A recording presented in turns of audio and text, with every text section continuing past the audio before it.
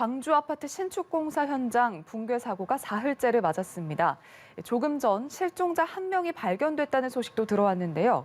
현재 수색 작업의 방향, 그리고 이번 사고의 원인과 문제점, 전문가와 함께 짚어보겠습니다. 안형준 전 건국대 건축대학 학장 나오셨습니다. 어서 오십시오. 네, 안녕하세요. 네, 안녕하십니까. 지금 조금 전에 실종자 1명이 발견됐다는 소식이 들어오기는 했지만, 네, 다행입니다. 네. 근데 아직까지 남은 분들에 대해서 수색 작업이 난항을 겪고 있거든요. 그렇죠. 지금 실종자 가족분들은 이미 골든타임이 지난 게 아니냐 좀 애를 태우고 계신데, 지금 오늘은 또 추가 붕괴 우려가 제기된 타워 크레인 일부를 또 해체하는 그런 작업을 하게 됩니다. 어떤 방식의 접근이 필요하다고 보시나요? 글쎄 지금 이제 붕괴된 상황에서 거기 작업했던 사람들의 생명의 지금 생사 여부를 지금 궁금해하시잖아요. 물론 유가족도. 근데 지금 서둘른다고 할 일이 아니고 또 우왕좌왕해서도 안 됩니다. 이 붕괴 원인을 전문가가 해서 어떻게 붕괴됐냐를 예상해가지고 그것에 의해서 그 생존자들의 안전을 위해서 그 구조 방법을 택해야 되는 것이지, 생존자가 지금 골든타임을 넘었다 해서 우왕좌왕하거나 서두르면 오히려 더 큰 그 피해를 볼 수 있습니다. 네. 지금 사고가 타설 작업 중에서 38층을 시작으로 이 건물 외벽이 이제 23층까지 무너진 것으로 알려져 있는데, 이게 처음에는 이제 실종자 6명이 있었던 그 당시의 위치가 28층에서 29층, 그리고 31층에서 34층에서 작업을 하고 있던 것으로 전해졌거든요.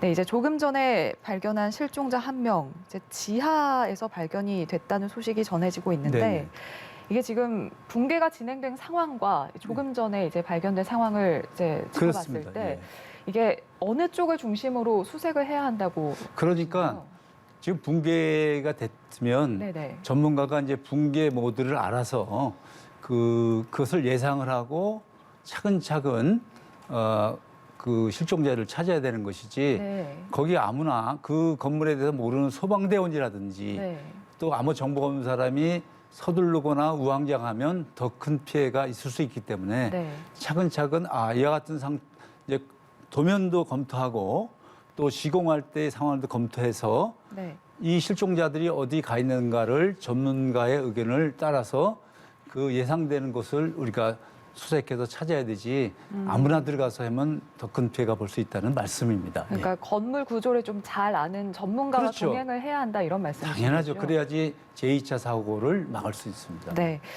근데 오늘 이제 해체 작업 예정인 타워 크레인, 이게 추가 붕괴 우려가 있었잖아요. 그러니까요. 그래서 이게 지금 부분 해체를 한다고 하는데, 저는 좀 이게 해체를 하면서 또 추가 붕괴가 되지 않을까 이런 우려가 되더라고요. 타워 크레인의 높이가 140m입니다. 또 타워 크레인은 그냥 자립할 수가 없고 본 구조물 아파트에다가 부분 이렇게 체결을 시킵니다. 그래서 이제 붕괴 모드를 보니까 지금 저 외벽이 먼저 붕괴됐던 그쪽 그 붕괴 모드하고 타워 크레인의 그 붕괴 모드하고 거의 유사합니다.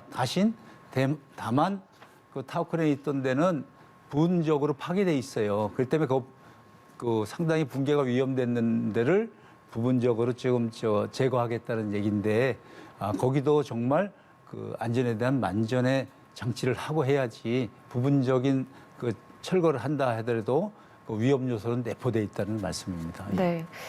지금 16개 층이 무너져 내린 게 지금 5초 안팎의 시간이었거든요. 정말 짧은 시간 동안 정말 물 흐르듯이 건물 외벽이 무너져 내리는 영상 다들 보셨을 텐데, 이게 교수님께서는 이번 사고의 원인을 뭐라고 보고 계시나요? 글쎄, 제가 어저께까지 이제 인터뷰할 때는 강풍이 불었다 그랬어요. 그래서 바람의 영향이 있지 않았나. 왜냐하면 사고라는 것은 한 가지 원인에 의해서 나는 것이 아니라 여러 가지 불안적인 요소가 겹쳐서 차곡차곡 쌓여서 사고로 이어지는 거거든요. 그래서 어저께까지는 그 내부의 사정을 몰랐어요. 그래서 그 강풍에 의해서 코너 부위에 취약하니까 그런 것이 아닌가 했는데, 제가 이제 면밀히 검토하고 또 드론에 의해서 그 내부 사정에 대한 그 정보를 입수했습니다. 그래서 뭐 여러 가지 원인이 있겠지만 전문가의 한 사람으로서 좀 분석을 해보자면 네. 제가 자료를 준비했는데 한번 보고 말씀드리겠습니다. 네.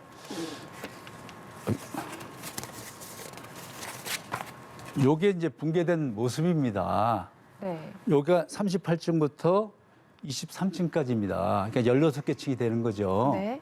그런데 여기 요 바로 무너지지 않을 때 요 코너 부위 여기 있지 않습니까? 아, 네. 꺾여 있는 예, 부분이요. 네. 여기는 안전하죠. 어? 그렇죠. 그렇죠? 근데 이 구조물은 저 골조 방식이 있습니다. 슬라브, 그다음 보, 기둥으로 전달되는 일반적인 구조물이고 아파트 같은 건 벽식 구조입니다. 네. 그렇기 때문에 슬라브에서 보가 없고 이제 벽으로 다 전달됩니다. 그 전달되는데 그러면 슬라브에 그 벽의 형태가 있는데 벽으로 이제 슬라브에 있는 가중을 다 지지하는데 요 벽으로 연결될 것이 이렇게 다 오프닝 돼 있어요. 그러니까 벽이 다 오프닝 돼 있어가지고 네. 이 슬라브를 지지하기에 불리한 상황입니다. 하중을 지탱하기 어렵다 이런 그렇죠. 말씀이신 거죠? 수직 하중을 네. 아 이렇게 설계됐구나. 그래서 보니까 파괴 모드 또 38층부터 23층까지 붕괴졌어요. 네. 그런데 본 아파트는 39층짜리 아파트입니다. 고층 아파트죠. 네. 근데 우리나라의 법규는 50층부터 초고층으로 분류합니다. 그렇기 때문에 50층 이상일 때는 반드시 피난층을 설치하게 돼 있습니다. 네. 그렇기 때문에 대부분 요새 아파트라든지 오피스텔이 49층짜리 아파트가 있죠. 그건 바로 피난층을 설치 안 하겠다는 얘기입니다. 그래서 50층이나 49층이 화재가 났을 때, 지진이 왔을 때, 재난 시에는 같은 조건이라고 저는 보거든요. 네. 근데 법상 50층을 안 하기 위해서 49층짜리 아파트, 오피스텔을 합니다. 근데 이건 39층짜리 아파트인데 네. 이와 같이 피난층을 설치했습니다.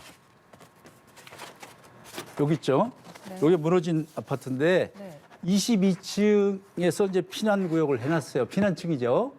그러니까 50층이 넘으면 해야 되는 설치하는 것이 39층인데 설치했어요. 그건 네. 상당히 입주자들은 배려라고 생각했는데 네. 바로 그 취약 부위, 그 부위가 붕괴돼 가지고 23층까지 붕괴되고 바로 여기 즉 요 부위가 피난층이거든요. 아, 지금 딱 붕괴된 바로 아래층 그 이게 부분인가요? 그래서 네. 여기까지 무너져 버리고 요 피난층은 여기 보다시피 오프닝이 없고 벽이 있어요. 이렇게. 그렇네요. 네. 그래서 거기서 이제 멈춰진 거죠. 그렇기 때문에 이 구조 설계를 좀 봐야 되겠습니다만은 네. 바로 이게 붕괴는 이게 예상이 됐던 거고 무너져도 23층까지 붕괴되고 만약에 이와 같은 피난 구역이 없다면 피난층이 없었다면 더 큰 붕괴가 일어날 그렇네요. 수 있었다. 이쪽에 그 타워크레이 있던 부분, 이 부분이 또 호이스트라고 또 이렇게 물건지라든지 사람들이 올라갈 수 있게 거기에 있는데 요거는 어느 정도 거의 유사하게 붕괴됐어요. 네네. 그래서 제가 이 붕괴 원인이 바람에 대한 영향도 있겠지만 또 다른 더 큰 붕괴 원인이 있겠다. 그래서 검토를 해보니까 네. 이제 바로 요 부위거든요. 요 부위입니다.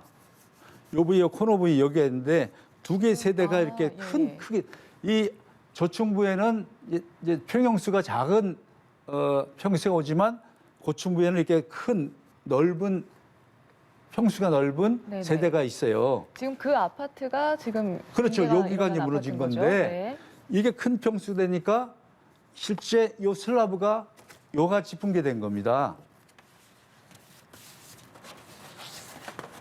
죄송합니다. 요같이 붕괴된 거예요. 요게 두 개 동이 팍삭 주저앉는 거죠. 네. 그러니까 그 몇십 년 전에 붕괴 사고 일어났던 산풍백화점 있죠. 네네. 그 붕괴 모드가 똑같습니다. 그 위에서부터 지지할 수 있는 게 상품 아파트 같은 상품백화점은 그 기둥이 제대로 그 전달하는 게 있지만 이거는 벽에 다 전달하는데 네. 이와 같이 벽에 오프닝이 너무 커가지고 네. 구속을 시킬 수 없는 상태이기 때문에 있고 또 하나는 무슨 얘기냐면 각 층마다 슬라브를 지지하기 위해서 동발이라고 하는 서포트가 다 지지돼 있는데 네. 그 서포트는 바로 위에서 내려오는 하중을 지지하는데 그 하중이 벽으로 전달할 수가 없어요.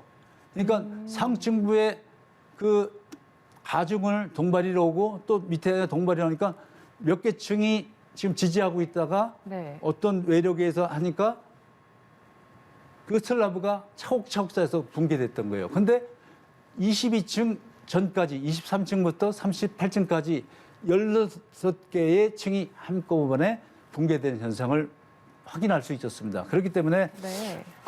왜 이렇게 되나 이렇게 보니까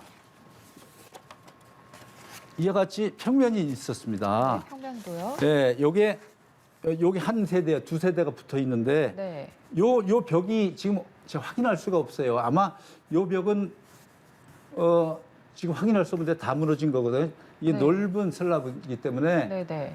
요 세대하고 옆에 타워크레인 있던 데하고 같이 무너진 거예요. 그래서 때문에 이것은 설계 단계에서 그러니까 관할구청에 심의를 하게 돼 있거든요. 네. 그러면 이제 거기는 구조 전문가, 설계 전문가 있는데 심의 시에 이 부분에 대한 철저한 조건을 붙여서 했으면 어떨까 하는 생각이 들고 네. 만약에 이게 허가 났다 할지라도 이 현장의 책임자, 현장 책임자 또는 안전관리 책임자 또 그것을 관리 감독하는 감리자 또 이제 관리자는 그것을 상황을 다 보고하게 되는데 그 관할구청 네. 이 사람들이 어떤 지금까지 지금 38층을 짓는데 어떠한 체크를 하고 어떤 일을 했는지 그것을 확인할 필요성이 있다. 왜냐하면 네. 이게 한 그 시공사의 잘못으로 돌리기에는 건설 현장은 혼자 짓는 게 아니거든요. 네. 심의다 설계 단계에서부터 체크를 해야 되고 또 그게 허가 받았으면 어떤 거에 주의를 해야 되고 그것에 의해서 그 현장 그 책임자는 제대로 져야 되고 또 제대로 짓는지를 감리자가 확인해야 되고 네. 감리자는 확인한 결과를 관할구청에 보고하게 돼 있는데 이 그 시스템이 지금까지 어떤 그 행위를 했는지 저는 이제 의심스럽고 그래서 제가 어제 이 밤에 이걸 정리하면서 깜짝 놀랐습니다. 왜냐하면 어떤 사고라는 것은 어떤 한두 분의 잘못에 한 것이 아니라 네. 모든 원인이 겹쳐서 이렇게 되는 거거든요. 그래서 어제까지는 콘크리트 타설에 문제가 있었다, 뭐 양생이 제대로 안 됐다 이래서 그러나 그게 붕괴됐을 때 16개 층이 한꺼번에 무너진다는 것은 제가 제 경험상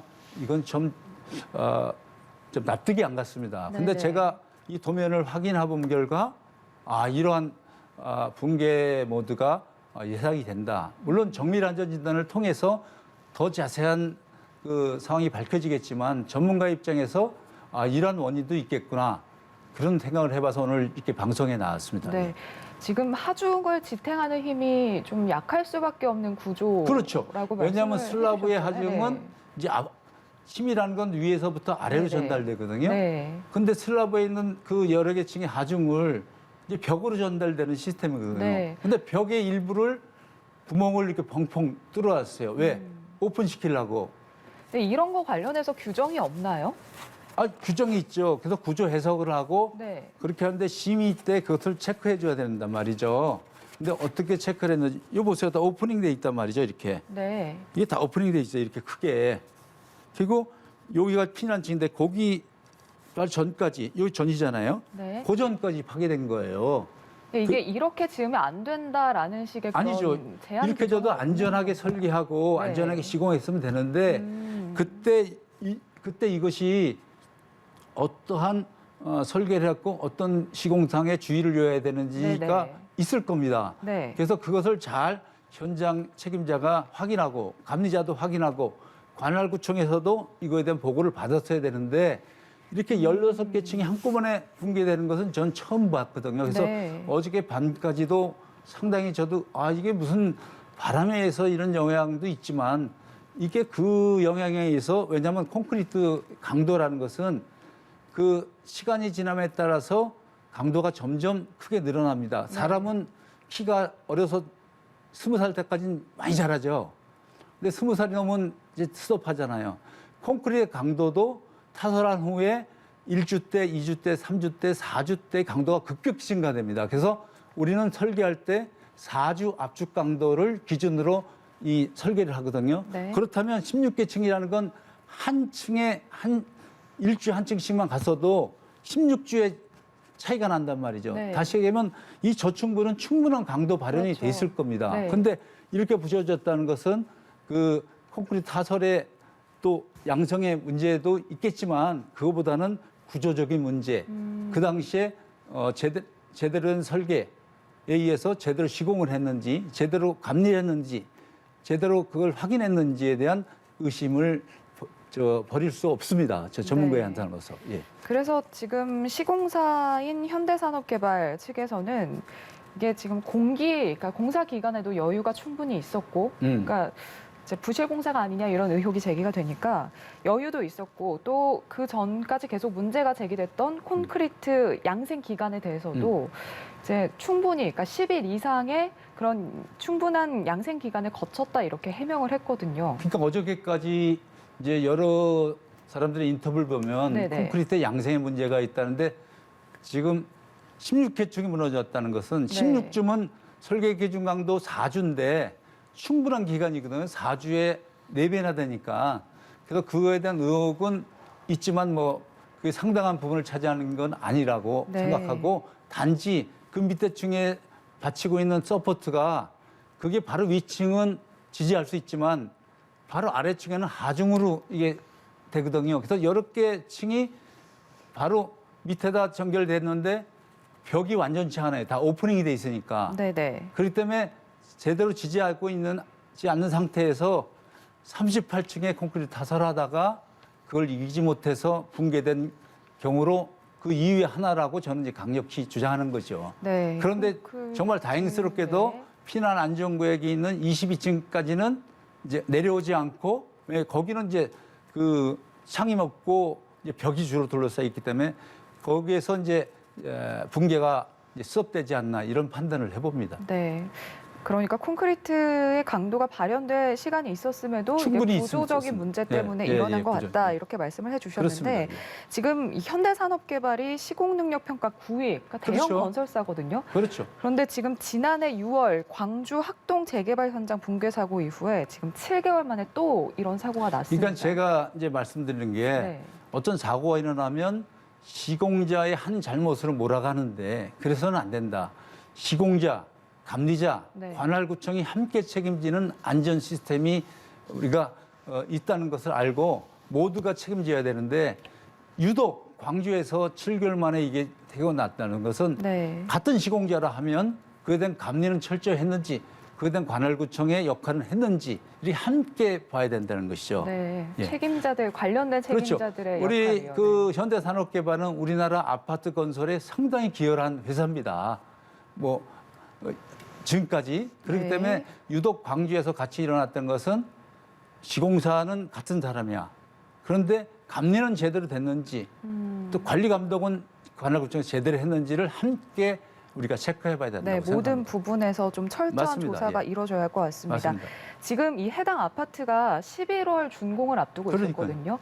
그런데 이제 입주자들 입장에서는 이 아파트를 새로 보수를 한다고 해도 이게 다시 들어가기가 좀 불안할 것 같아요. 그렇죠. 네, 그렇다 보니까 지금 광주시에서는 만약에 안전 확보가 안 된다면은 철거 후에 재시공을 하겠다 이렇게 발표를 하기도 했습니다. 그러니까 관할구청은 전문가가 아니지 않습니까? 관리자지. 그렇기 때문에 정밀 안전 진단을 통해서 과연 이 지금 상태의 내하 능력이 얼마인지 그걸 정확히 파악을 해서 이것을 전부 철거하고 새로 져야 되는지 아니면 부분적으로 철거하고 철저한 보강 공사를 해도 그게 어느 것이 경제적이고 또 주민들, 입주자들, 예정자가 있어요. 그 사람들의 어떤 손해를 최소화할 수 있는 것이 어딘가 판단을 해서 해야 되는 거지 관할구청에서 지금 섣부르게 정밀 안전진단 안 된 상태에서 그런 식으로 발표를 하는 것은 굉장히 무책임한 발표라고 저는 생각합니다. 그래서 철저한 안전진단을 통해서 거기에 구조물의 내하 능력을 체크하고 그것이 전체를 철거하는 것이 합당한지 아니면 부분적인 철거를 하고 철저히 보강하는 것이 어느 것이 유리한지 검토 후에 발표하는 것도 늦지 않다고 저는 봅니다. 네, 철저한 안전 진단 그리고 그렇습니다. 또 관련 책임자들에 대한 조사 그렇습니다. 이렇게 말씀을 해주셨습니다. 오늘 말씀 여기까지 듣도록 하겠습니다. 안형준 전 건국대 건축대학 학장과 함께 광주 붕괴 사건 관련해서 자세히 짚어봤습니다. 고맙습니다. 네.